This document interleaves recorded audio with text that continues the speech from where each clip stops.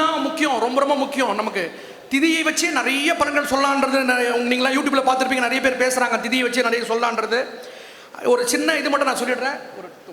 அதாவது இந்த வாக்கிய பஞ்சாங்கம் சொல்கிறாங்க இல்லையா, ஒன்றும் மூடு மந்திரம் கிடையாதுங்க. வாக்கிய பஞ்சாங்கம் ஒன்றும் கிடையாதுங்க.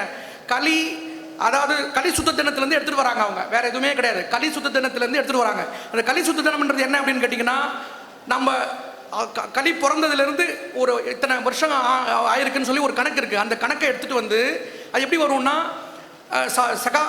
சகாப்தம்னு இருக்குது, சாலிவாகன சகாப்தம்னு சொல்லி ஒரு இயரில் இந்த எல்லா கிரகங்களும் இப்படி தான் இருந்தது அப்படின்னு சொல்லி ஒரு நிர்ணயம் பண்ணி அதை வந்து ஒரு கண்டம்னு வைக்கிறாங்க அவங்க. அதுலேருந்து தான் அவங்க இயர்ஸ் டோட்டல் பண்ணி அதுக்கப்புறம் அந்த 365, அதாவது 5123 வருஷம் இப்போ நடக்குது நமக்கு.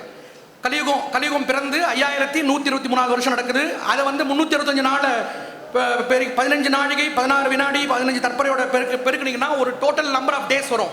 அதுதான் களி சுத்த தினம். அந்த களி சுத்த தினத்திலிருந்து தான் அவங்க எல்லாத்தையும் எடுத்துகிட்டு வராங்க.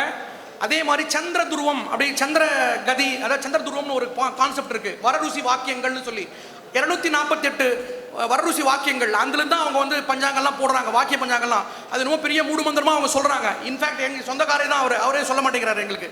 ஆனால் அது பெரிய விஷயம் இல்லைங்க. நிறைய பப்ளிஷர்ஸ் பண்ணியிருக்காங்க. லோட்டஸ் பப்ளிகேஷனில் பஞ்சாங்க கரணம் அதாவது மூணாம் பண்ணை ஜோசியர் கிருஷ்ண ஜோசியர்ன்றவர் அழகாக பண்ணி ஃபர்ஸ்ட் கிளாஸாக கொடுத்துருக்காரு. அதே மாதிரி சிஜி ராஜன் அவர்களோட கூட நல்லா பண்ணியிருக்காரு. அது கூட இருக்குது. 6000 வருஷத்துக்கு இப்போ நம்ம திருக்கணித சார் போடுறாரு இல்லையா, அதே கணக்கு எப்படி பண்ணணும்னு சொல்லி சிஜி ராஜன் அவர்கள் 6000 வருஷத்துக்கு பண்ணியிருக்காரு. அதை தான் அவங்க ஃபாலோ பண்ணுறாங்க. வாசன் பஞ்சாங்கம் இவங்கெல்லாம் அதை முதல்ல பண்ணியிருந்தாங்க. இப்போ வந்து சார் பண்ணுற மாதிரி சிட்டஸ்லேருந்து தான் அவங்களும் பண்ணுறாங்க அப்படின்றது என்னோட கருத்து. ஏன்னா கரெக்டாக மேட்ச் ஆகுது, அந்த டிகிரிஸ்லாம் கரெக்டாக மேட்ச் ஆகுது.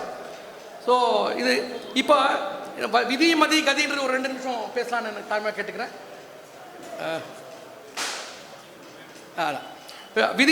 விதின்னு சொன்னீங்கன்னா எல்லாருக்கும் தெரியும். விதி வந்து நம்மக்கிட்ட இருக்கிற இந்த ஜாதக கட்டம் தான் விதி, வேற எதுவும் இல்லை. ஜாதக கட்டம் லக்னம். மதின்றது உங்களுக்கு எல்லாருக்கும் தெரியும், சந்திரன். சூரியன், அப்படி சூரியன்றது தான் சாரே சொன்னார் உங்களுக்கு, கதி என்று சூரியன் தான். அப்போ என்னோட இது என்னென்ன பாயிண்ட் என்னன்னா, கண்டிப்பாக விதியால் நடக்கலனா கூட மதியால் நடக்கலனா கூட நம்மளுடைய கதியால் நம்ம மாற்றிக்கலாம். எப்படி மாற்றிக்கலாம் அப்படின்னா, அதுக்கு தான் பெரியவங்க பூஜைகள், தியானங்கள், பிராணாயாமம், பயிற்சிகள், நம்ம மனசை அடக்கி நம்ம உடம்ப இது சுத்தப்படுத்தி மன ஆராய்ச்சி பண்ணி யோகங்கள் பண்ணி அழகாக நம்மளுடைய உடம்ப நம்ம கண்ட்ரோலை கொண்டு வரலாம். எந்த ஒருவர் இந்த பயிற்சிகள் தியான பயிற்சிகள்லாம் பண்ணுறாங்களோ அவங்களுக்கு கிரகங்கள் ஒன்றும் பண்ணாதுன்றது என்னோட தாழ்மையான கருத்து. எக்ஸாம்பிள் பார்த்தீங்கன்னா பெரிய பெரிய இவங்கெல்லாம் கூட இது மாதிரி இருந்தவங்க தான்.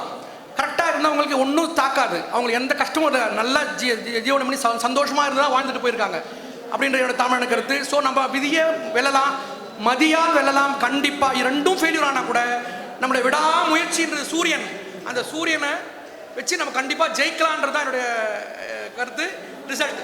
ஸோ கண்டிப்பாக நம்மளால முடியும், எல்லாமே முடியும். முடியாதுன்றது எந்த இதுவும் கிடையாது. சூரியனால் நம்ம எதாவது செய்யலாம், கதியால் அப்படின்னு என்னோட கருத்து.